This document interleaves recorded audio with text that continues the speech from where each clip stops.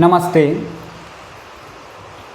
तस्मिन्नद्रो कतिचिद्बला विप्रयुक्त सकामी नीत्वा मासान कनकबलया भ्रंशरिक्ता प्रकोष्ठ आषाढ़स्य प्रथम दिवसे मेघमाश्लिष्ट सानुं वप्रक्रीड़ा परिणत गज प्रेक्षणीयम ददर्श।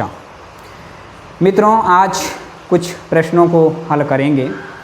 देखते हैं, बोर्ड पर सीधे चलते हैं।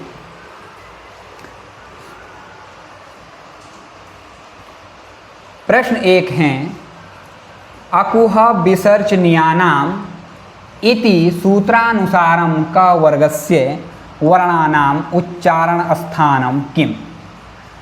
अकुह विसर्जनीयानाम् इति सूत्रानुसारं क वर्गस्य वर्णानाम् उच्चारण स्थानं किम्? ये सूत्र दिया हुआ है अकुह विसर्जनीयानाम्। इस प्रकार का एक सूत्र है और ये कह रहा है कि क वर्ग का वर्ग के जो वर्ण हैं उनका उच्चारण स्थान क्या है। विकल्प ए दिया हुआ है मूर्धा, विकल्प बी दिया हुआ है दंतः, और विकल्प सी दिया हुआ है कंठ, और विकल्प डी दिया हुआ है तालु। जी हाँ, मूर्धा, दंतः, कंठः, तालु। तो इसका जो सही उत्तर है वह है विकल्प सी, कंठः। जी हाँ, कंठः। ये क्यों सही है? क्योंकि लिखा हुआ है अकुह विसर्जनीयानाम् कंठः और दीर्घ आ कु यानी क ख ग ग ग क वर्ग, और ह यानी हकार ह से हल, और विसर्ग यानी विसर्ग का जो उच्चारण स्थान है वो कंठ है। तो विकल्प सी जो है ये सही हो जाएगा। आगे देखते हैं।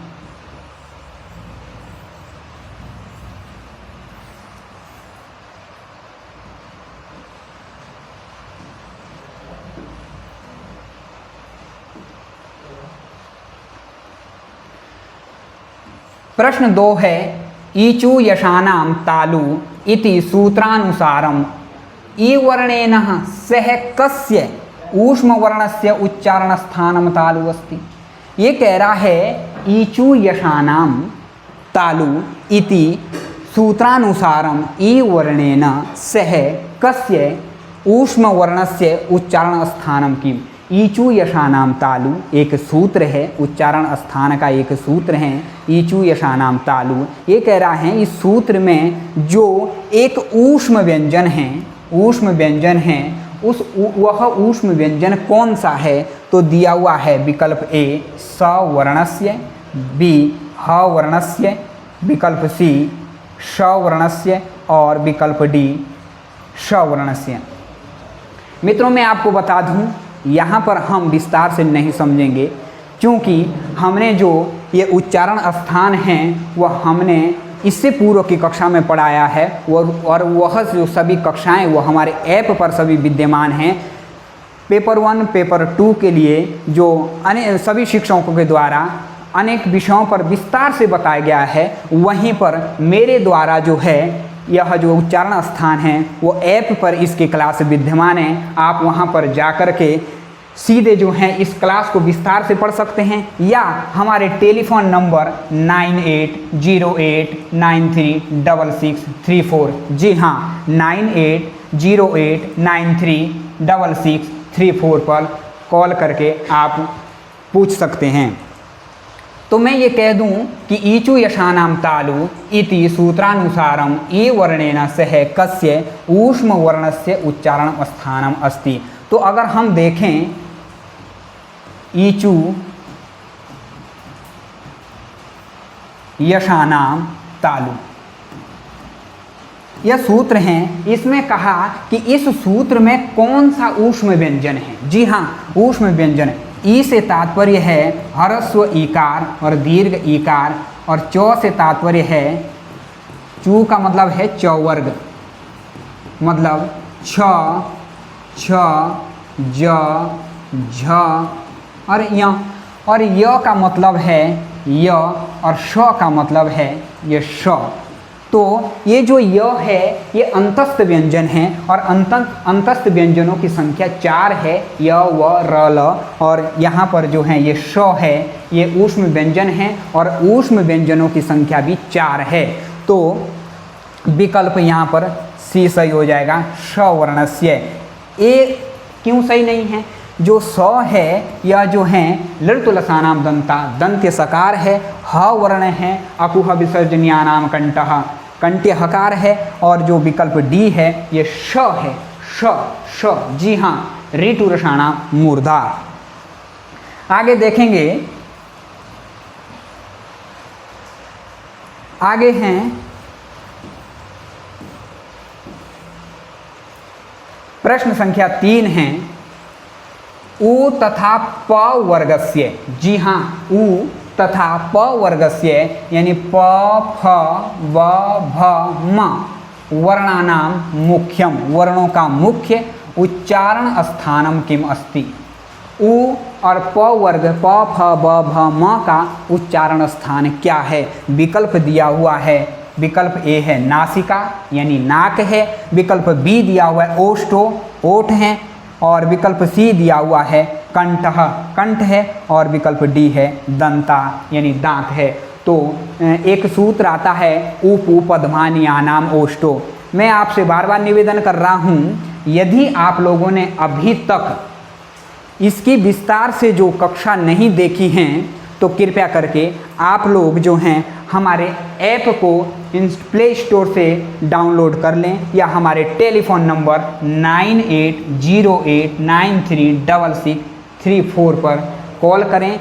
चूँकि ये जो उच्चारण स्थान हैं, इसकी जो कक्षाएं हैं, हमने विस्तार से वहाँ पर बताया कि कंठ क्या है, तालु क्या है, मूर्धा क्या है, दंत क्या है, ओष्ठ क्या है, और किस वर्ण का किस स्थान से उत्पत्ति है, अर्थात जन्म स्थान है, अर्थात उच्चारण स्थान है। तो पूछा है उ तथा पु यानी प वर्गस्य, प वर्ग का प फ ब भ म इन वर्णों का जो है उच्चारण स्थान क्या है? तो उपपदमानियानाम ओष्ठो। तो यहाँ पर विकल्प बी सही होगा। जी हाँ, विकल्प बी सही होगा। आप इसको ठीक कर लीजिएगा, विकल्प बी सही हो जाएगा।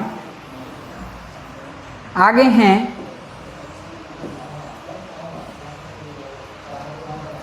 प्रश्न संख्या 4 है, पाणिन्य व्याकरणे व वर्णस्य वकारस्य उच्चारणम स्थानम किम निर्दिष्टम अस्ति।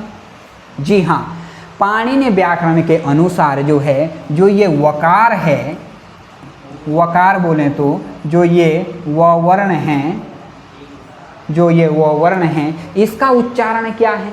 तो मैं आपको बता दूं, वो ही एक ऐसा वर्ण है जिसका उच्चारण वकारस्य दंतोष्टम, विकल्प ए दिया हुआ है दंतोष्टम, विकल्प बी दिया हुआ है कंठोष्टम, विकल्प सी दिया हुआ है कंठतालु, और विकल्प डी दिया हुआ है नासिका। जी हाँ, तो मैं आपको बता दूं, वह एक ऐसा वर्ण है जिसका उच्चारण स्थान वकारस्य दंतोष्टम। जी हाँ, विकल्प ए सही हो जाएगा। इसका सूत्र है